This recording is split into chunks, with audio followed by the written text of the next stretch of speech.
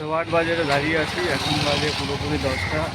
আর আজকে এখানে একটা নতুন টোটো নিয়েছে, টাকাটা নাই মানে দেখাইতাম তোমাদেরকে। আমাদেরই পাড়ার একজন নিয়েছে।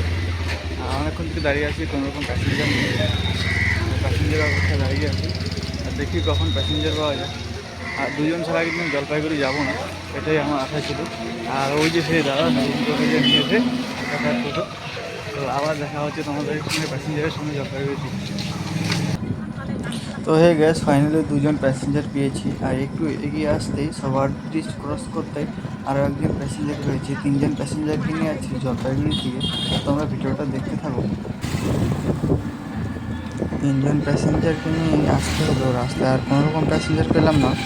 এখন আছে 4 নম্বর ঘন্টাতে, বাজে বেলা 10:30। তো জানো, অনেক দেরি হয়ে গেল আজকে জলপাইগুড়িতে আমার ঢুকতে। জলপাইগুড়িতে আসলাম, আসার পরে এখন দেখছি রাস্তাঘাট না পুরো ফাঁকা, মানে লোকজন খুবই কম। একজনকে কদমতলায় নামিয়ে দিলাম, আর 2জন প্যাসেঞ্জার নিয়ে যাচ্ছি, আরও একজনকে নামিয়ে দিলাম। তো 3 নম্বর প্যাসেঞ্জার নিয়ে যাচ্ছি 10তলার দিকে। তো এখানে আসতে আরও একজন প্যাসেঞ্জার পেয়ে গেলাম। তবে এই মানুষটা কিন্তু সত্যি দেখতে একটু অদ্ভুত টাইপের ছিল, জানি না কি প্রবলেম। ফেসটাতে দেখো এরকম হয়ে গেছে।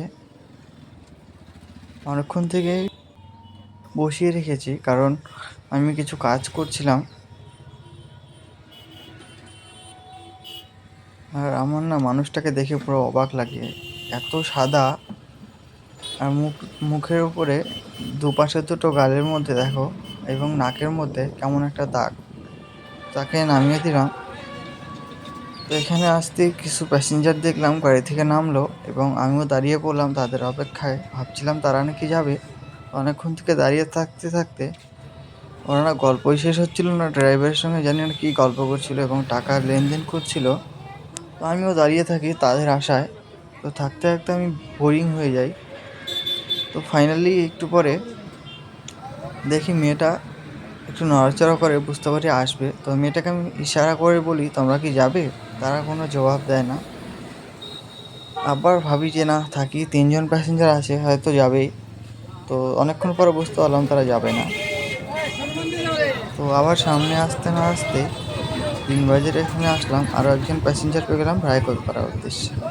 তো ওনাকে উঠিয়ে নিলাম এবং সামনে যাচ্ছি, দেখি আর কোনো প্যাসেঞ্জার পাওয়া যায় কি না। তো 3 বাজার ব্রিজ ক্রস করে আসলাম, অনেকজনকে জিজ্ঞাসা করলাম, কেউ যাবে না। সামনে এসে একজন মেয়েকে পেয়ে গেলাম, যে সেও নাকি রায়কোট পাড়া যাবে, তো তাকে তুলে নিলাম। তো 2জনকে নিয়ে যাচ্ছে এখন রায়কোট পাড়ার দিকে। তো কাকুকে নামিয়ে দিব রায়কোটপাড়া বাস স্ট্যান্ডে। মেয়েটা বলছিল সে নাকি অন্য জায়গায় যাবে, একটু এগিয়ে নামবে। তো মেয়েটাকে নিয়ে চলে আসছি একটু সামনে।